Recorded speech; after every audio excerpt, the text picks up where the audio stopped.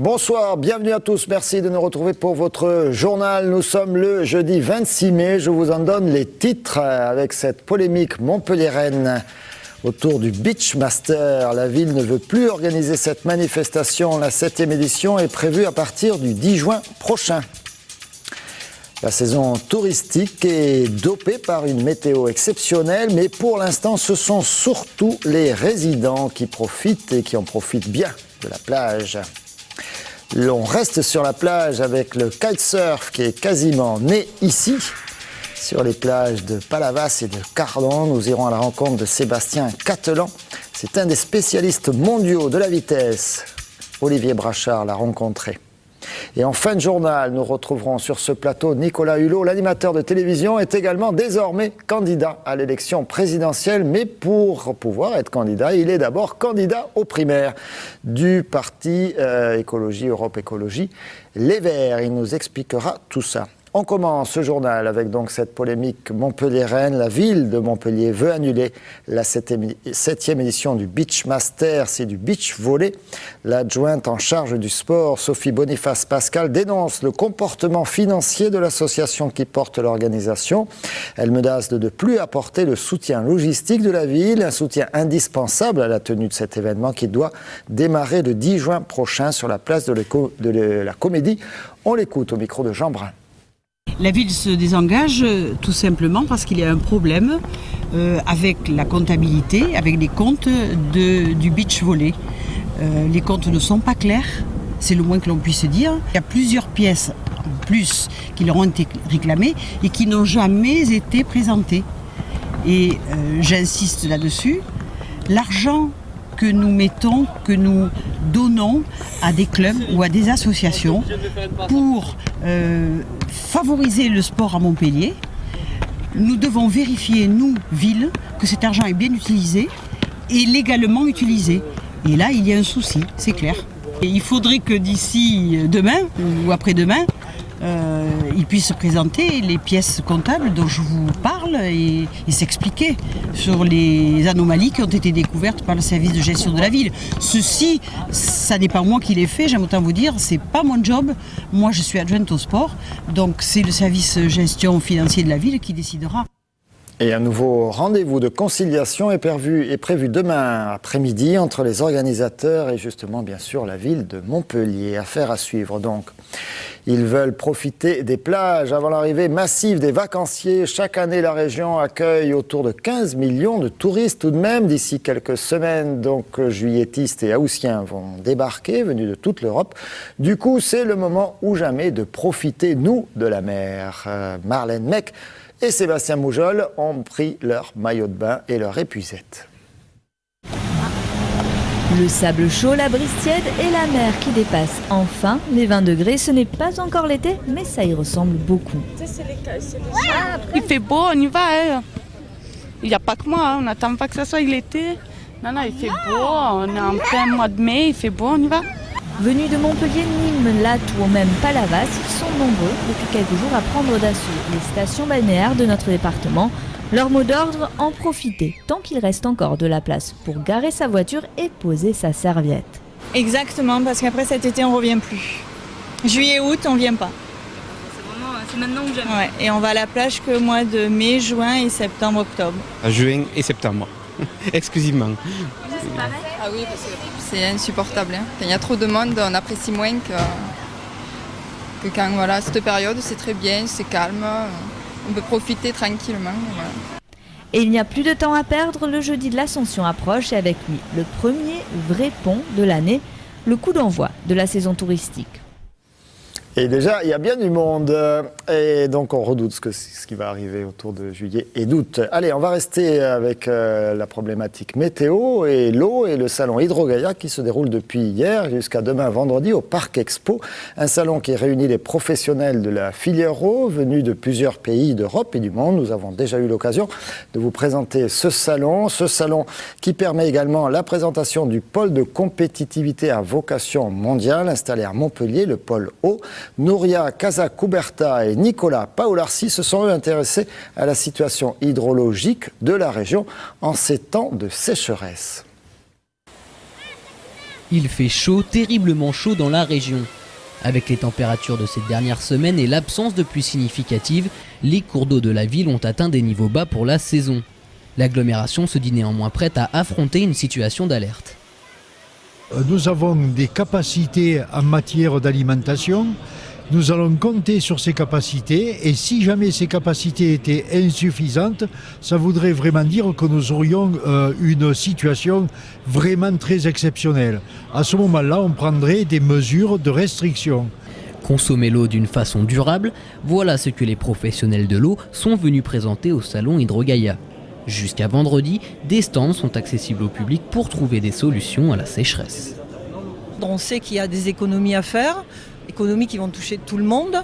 Il y a donc une meilleure gestion de l'eau à concevoir, lutter contre les fuites aussi, et puis dans certaines zones, emmener une deuxième ressource. Pour l'instant, paradoxalement, la région Languedoc-Roussillon, en dehors de la Lozère, mais en tout cas les zones qui sont desservies par nos réseaux, ne sont pas des zones où il y a une pénurie d'eau potentielle.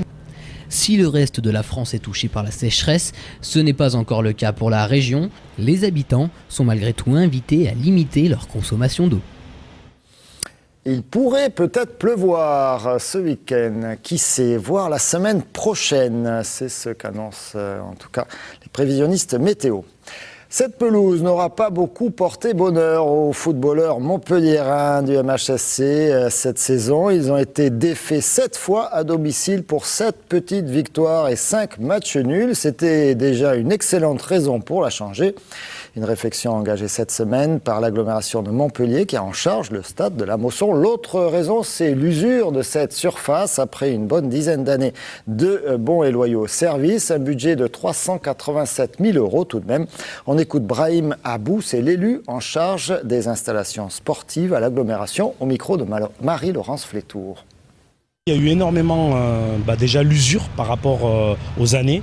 Il y a eu aussi beaucoup d'intempéries, notamment quelques inondations, je pense celle de 2002-2003, et qui fait qu'on se doit, comme un peu tous les grands clubs de France, de changer notre pelouse. Là, c'est vraiment toute la structure qui est reprise, tout le système d'arrosage et tout ce qu'on appelle aussi le décapage. C'est très technique, le décapage, tout ce qui est mélange de sable, terre, pour vraiment que la pelouse tienne le choc, on va dire, des rencontres sportives.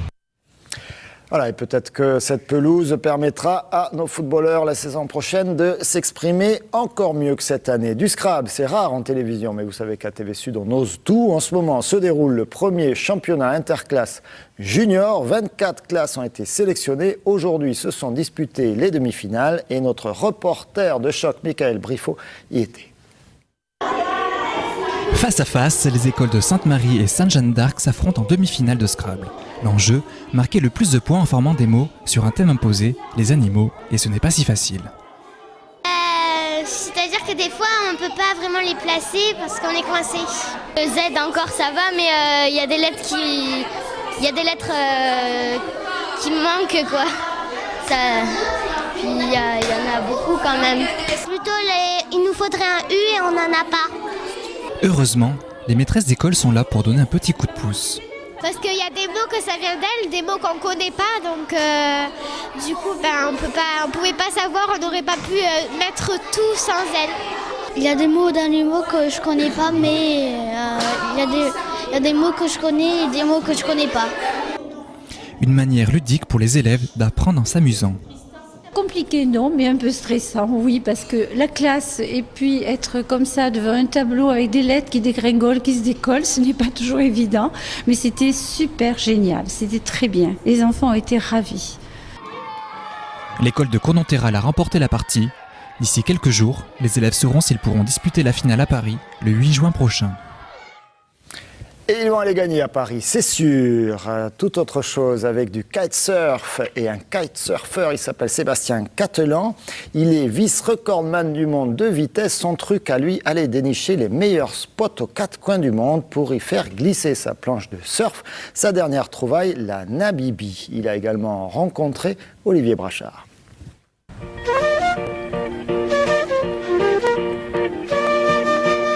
Le deuxième homme le plus rapide de l'histoire à la voile, Sébastien Catelan, un kitesurfer qui vit entre ici, Toulouse et l'Afrique du Sud.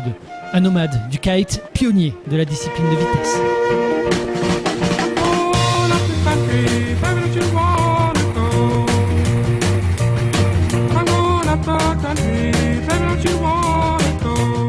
Son record, 55,5 nœuds, soit 103 km/h. Le meilleur européen est pourtant loin d'être médiatisé à sa juste valeur.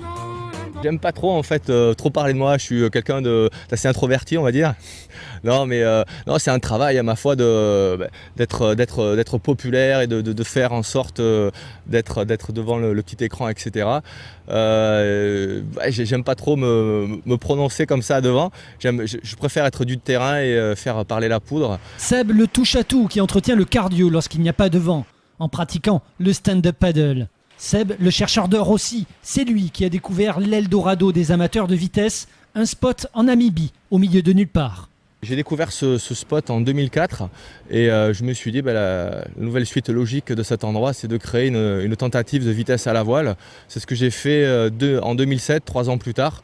Et au début c'était pas vraiment évident parce qu'on est quand même au beau milieu de la lune là-bas, il n'y a absolument rien, c'est un petit village d'autochtones, il y a 4 pygmées là qui se battent en duel et avec 3 allumettes j'ai réussi à monter une coupe du monde là-bas. C'est ici que chaque année au mois d'octobre les meilleurs de la planète se donnent rendez-vous. Un spot que Sébastien travaille lui-même tous les matins à la pelleteuse pour que ses copains et lui repoussent les limites de la vitesse. Au fil du temps, on travaille sur le plan d'eau. Donc avec l'expérience, on arrive très facilement à augmenter comme ça la vitesse. Et donc je pense qu'on peut gagner encore 3-4 nœuds facilement, ouais. Sachant que si le vent est plus fort, on ira beaucoup plus vite. Donc on peut espérer un jour battre les 60 nœuds, c'est l'objectif en tous les cas. En plus des avancées technologiques, les disciplines extrêmes pour évoluer ont besoin d'hommes à la fois passionnés et visionnaires. Avec Sébastien Catelan, le kite grande vitesse a peut-être trouvé son meilleur ambassadeur. Comme prévu, comme annoncé, Nicolas Hulot est sur notre plateau pour cette fin de journal. Merci d'avoir accepté notre invitation. Nicolas Hulot, vous êtes candidat aux primaires d'Europe Écologie Les Verts pour les élections présidentielles. J'ai envie de vous poser cette question. Compte tenu de votre notoriété, de votre volonté d'y aller à cette élection présidentielle, finalement, pourquoi vous vous imposez, vous qui n'étiez pas membre d'Europe Écologie Les Verts, cette épreuve des primaires ? Ouais, vous savez, une campagne présidentielle, c'est pas simplement l'affaire d'un homme ou d'une femme, c'est une dynamique collective. Si je n'arrive pas à avoir la confiance des sympathisants, des adhérents d'Europe Écologie Les Verts, la campagne est vouée à l'échec. Et donc c'est la vertu de la primaire de l'écologie, à laquelle d'ailleurs j'appelle le plus grand nombre à participer parce qu'il n'y a pas besoin d'être forcément adhérent, c'est justement d'acquérir une forme de légitimité et d'établir une relation de confiance. Et qu'au moins en amont de la campagne, on puisse croiser nos visions, qu'on puisse se poser toutes les questions, y compris les questions qui fâchent, qui dérangent, mais qu'on fasse ça avant. Et puis qu'au moins après, une fois qu'on sera dans la vraie campagne, eh bien collectivement, qu'on puisse porter le projet écologiste et notre vision et nos propositions. Imaginons que dans ces primaires, vous êtes devancé par Eva Joly ou quelqu'un d'autre. Je crois qu'il y a 5 candidats à ce jour. Ouais. Vous allez vous dire, zut, ça y est, il reste encore, puisque ce sera fin juin, il reste encore presque un an avant les présidentielles, j'ai peut-être encore le temps d'être candidat ? Non. À partir du moment où on s'est mis d'accord, il y a 10 jours, au Conseil fédéral sur les modalités des primaires, après, il faut respecter les règles qui ont été établies. C'est-à-dire que ce sont les militants et les coopérateurs qui seront souverains, ils feront un choix et puis on le respecte. Voilà, c'est le jeu et on ne doit pas en tirer aucune amertume, d'autant pour une raison bien simple, c'est que le candidat ou la candidate qui aura le plus de chances de faire en sorte que cette campagne soit efficace et permette à l'écologie de rentrer vraiment dans le débat public et structure les politiques publiques françaises et européennes dans l'avenir, c'est celui qui aura la confiance d'Europe Écologie Les Verts et qui pourra s'appuyer sur un socle d'électeurs très important. Donc voilà, moi si jamais je ne suis pas choisi, eh bien, à partir de là, je soutiendrai cette initiative jusqu'au bout, parce que ce qui compte, encore une fois, moi je ne rentre pas pour une aventure personnelle, je ne demande rien, je rentre parce que je pense que je suis en capacité d'élargir justement le corps électoral, de faire en sorte que des gens qui ne sont pas encore convaincus par ces sujets-là, mais qui sont à mi-chemin, eh bien, je pense que j'ai cette faculté peut-être de leur expliquer pourquoi l'enjeu écologique, ce n'est pas un enjeu optionnel, mais que ça conditionne toutes nos aspirations de justice sociale, d'équité, de prendre en compte l'avenir, de faire en sorte que nos enfants ne vivent pas un monde pire que le nôtre, etc. Voilà, je pense que les écologistes ont un regard sur le monde très différent des autres. Alors une campagne électorale, même des primaires, c'est pas de tout repos. Déjà, ce plâtre-là, c'est pas facile d'être écologiste. À vous de nous raconter votre mésaventure. Ça n'a rien à voir avec la campagne. Ce qui est assez amusant, c'est que pendant 25 ans de Soya, je crois que j'ai jamais porté un plâtre. Et puis il a fallu faire un peu l'imbécile avec un vélo il y a 2 jours, une mauvaise chute. Et voilà, c'est quand on est un peu inattentif que les choses arrivent. Voilà, tant pis, il faudra prendre un véhicule avec des roues et un moteur. Voilà, donc si vous faites une photo, alors attention, hein, ne prenez pas un véhicule trop ostentatoire, faites attention dans quel véhicule vous montez, vous avez vu, ça peut être mal interprété. Plaisanterie mise à part, une campagne, c'est pas facile, même une primaire, on vous sent un peu surpris par la violence ou l'agressivité. Surpris, non. Franchement, je ne m'attendais pas à quelques pics en tout cas, notamment bien sûr. Je ne m'attendais pas à m'engager sur un chemin de pétales de rose. Vous savez, la politique, je ne la connaissais pas de l'intérieur, mais enfin, je l'observe comme beaucoup. Je sais que c'est un monde rude, mais il ne faut pas simplement en rester à ce regard-là. C'est aussi très exaltant et passionnant parce que d'abord, il y a beaucoup de gens qui portent une énorme espérance dans mon initiative et dans le projet écologiste. Et puis parce que, encore une fois, on est à un moment très particulier de l'humanité. On est à un moment où le pire ou le meilleur est possible. Et je pense qu'il y a un autre monde, un autre imaginaire à construire. Et moi, je suis convaincu que vraiment, ensemble, il y a un moment où on peut reconstruire un monde. Et ça paraît très prétentieux, mais c'est très exaltant, parce que c'est un moment où il faut tout reconsidérer. Il faut trouver des nouvelles solutions dans tout. Il faut s'ouvrir à la créativité. Et des créatifs, il y en a partout. Des gens qui imaginent, des gens qui incarnent déjà le changement, il y en a partout. Et donc, moi, je vois aussi ce côté positif. Et puis voilà, quel est l'enjeu ? L'enjeu, c'est de faire en sorte que les jeunes d'aujourd'hui, demain, on ne sape pas les conditions de leur avenir. Et ça, c'est un enjeu passionnant. Voilà, l'enjeu, c'est de faire en sorte qu'on soit dans un monde véritablement plus équitable. L'enjeu, c'est qu'on n'injurie pas l'avenir, c'est qu'on prenne en compte justement le long terme.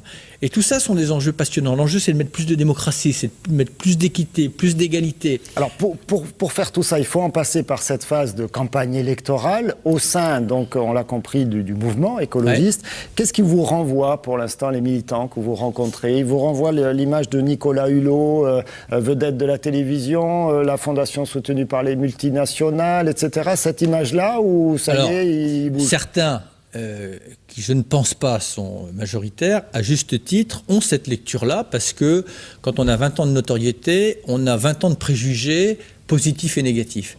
Dès que je les rencontre, et dès qu'ils sont en disponibilité d'écoute, ce qui est le cas pour la majorité d'entre eux, en 2 heures de temps... Vous arrivez à les convaincre? En tout cas, on arrive à faire tomber les préjugés. Je ne vous dis pas que j'arrive forcément à les convaincre de voter pour moi, ça c'est eux qui le décideront, et en plus je ne leur demande pas de se déterminer à ce moment-là. On rationalise les choses, on n'est plus dans le fantasme, on n'est plus dans le mensonge, on est dans la réalité. Et quand ils découvrent par exemple ce que j'ai fait depuis 20 ans avec ma fondation, parce qu'on s'est intéressé aux mécènes, d'ailleurs en les appelant... financeurs. Oui, mais en les appelant les sponsors, ce qui n'a rien à voir. Quand on découvre d'abord que mon engagement a été bénévole, mais surtout quand on découvre ce que la Fondation a fait depuis 20 ans avec 40 personnes, que ces sympathisants ou militants ignoraient, parce qu'ils n'ont pas eu le temps et qu'on n'a pas fait savoir, je dirais, ça calme un certain nombre de préjugés. Et après, on peut rentrer sur le fond. Puis après, ils m'interrogent évidemment sur ma vision, sur mon engagement, sur ce que je souhaite, sur mes propositions. Et encore une fois, c'est un dialogue assez constructif. Votre fondation, justement, qui s'appelle désormais Fondation pour la Nature et l'Homme, c'est ça? Alors, je dis votre fondation, non? Vous êtes malheureusement, voilà, hein, elle reste dans mon cœur, ma fondation, parce que je l'ai créée, que pendant 22 ans, ce qui est quand même une vie, j'y ai donné tout mon temps libre, sans compter, que je n'y avais que des amis. et que quand on s'est quitté, il y a eu beaucoup de larmes. Alors, cette fondation annonce ces jours-ci, elle a fait un travail, la transition écologique, pour être concret, parce que c'est bien de dire qu'il faut sortir du nucléaire, etc., etc. C'est 600 milliards sur 10 ans. Ça fait pas beaucoup d'argent, finalement. 60 milliards par an, ça suffit, vous croyez? Alors, encore une fois, tout dépend ce qu'on met derrière la transition écologique, mais effectivement, ce sont des sommes qui sont à la fois énormes quand on regarde les budgets de l'État. Ce qui est très important maintenant, c'est de regarder les modes de financement. Comment on fait en sorte d'orienter les financements de long terme sur la transition écologique? Et c'est là que les politiques ont un rôle à jouer, parce que vous savez que les financiers, ils utilisent notre argent, notre épargne. Et les politiques ont peut-être un peu un rôle à jouer pour orienter ces financements-là. Et c'est tous ces sujets-là que je porterai pendant la campagne présidentielle. Si vous êtes choisi par vos amis, alors vous êtes coopérateur, donc vos collègues militants d'Europe Écologie, sachant que, on m'a expliqué ça, vous pouvez, vous tous, vous inscrire si vous avez de la sympathie pour Europe Écologie Les Verts d'ici le 10 juin, c'est ça? Exactement. Sur Internet. En allant sur le site vote, primaire-de-l'écologie.fr. Et le vote, ce sera fin juin. Merci Nicolas Hulot d'avoir été sur notre plateau. Merci à vous tous d'avoir suivi le journal de TV Sud. Très bonne soirée à tous. Prochain rendez-vous d'information demain, 12h30 pour le Flash. À bientôt.